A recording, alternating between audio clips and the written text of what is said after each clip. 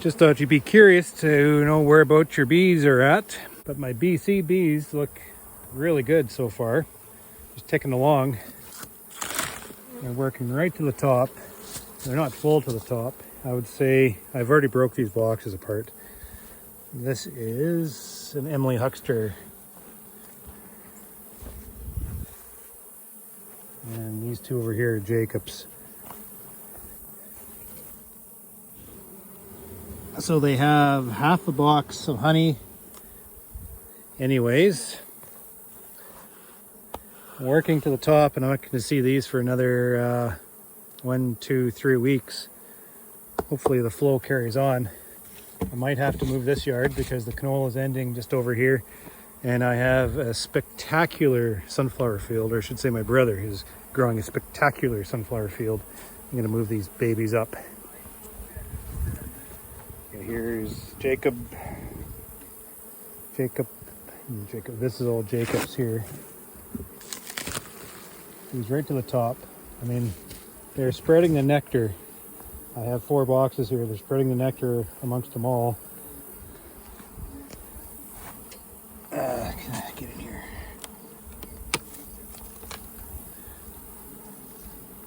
I don't know if I can get in here with one hand.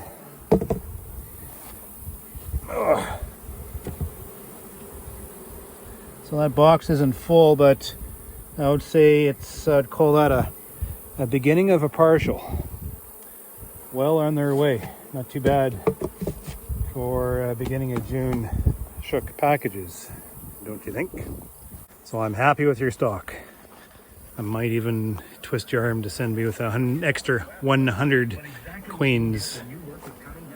I'm gonna pick up those packages if I can have another extra 100.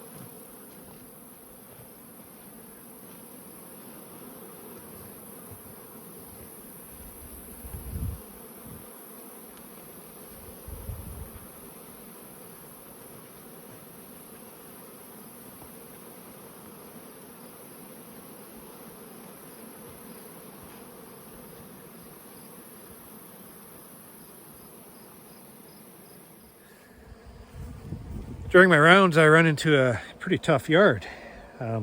It was a package yard I set out, and it was a package yard that was doing very well. Doing well enough that I boxed them up. I could box them right up. Maybe a little bit optimistic, but still seeing the quality of the nest. I was optimistic on the way they were going to perform for me, so I boxed them up to see them later on in August. We followed back around and the yard had absolutely, completely fell apart on me. It was quite demoralizing. Like, where did the bees go? The brood nest just in this terrible state of affairs. And the further I dug into it off video, I started seeing evidence of European foul brood, and just not good. So it put me back on my heels a bit. I didn't know what I was seeing. And of course, right off the mark, it's pointing at farmers. Pesticide poisoning. By the way the yard presented itself, the only thing I could come up with was pesticide exposure. So it was pointing at the farmers around me. But at least I figured, okay, there's a situation that's going on here that's confined. It seemed it was confined because the rest, even though the rest were looking, they should be performing better, the rest weren't suffering as that yard was. So what I was seeing outside that yard was just a matter of needing more time because my bees are slow this year. What was happening in that yard was catastrophic. Everything was gone. Everything was sick. Something bad happened there. Pesticide kill. The further I analyze what's going on with the situations, looking for what could have caused this event, I think I've narrowed it down to my ant treatment before I put the yard in there. That yard was crawling with ants, and I went in with a heavy-duty ant kill and I treated the yard before I moved the bees in. I'm very careful with the product that I use. I make sure it's contained under the pallets as I'm using it. But I think because I treated the yard without the colonies in it, I probably put too much of it down and it allowed some drift into the colony. So I think I killed my own bees there. Pesticide poisoning, but due to my ant treatment.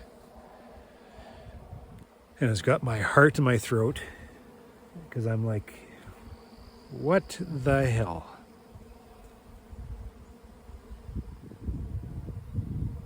But it's just one more thing on top of a very frustrating year, and I'm going to have to smarten up a little bit. I got to pay more attention. I got to make sure that I don't allow things like that to happen.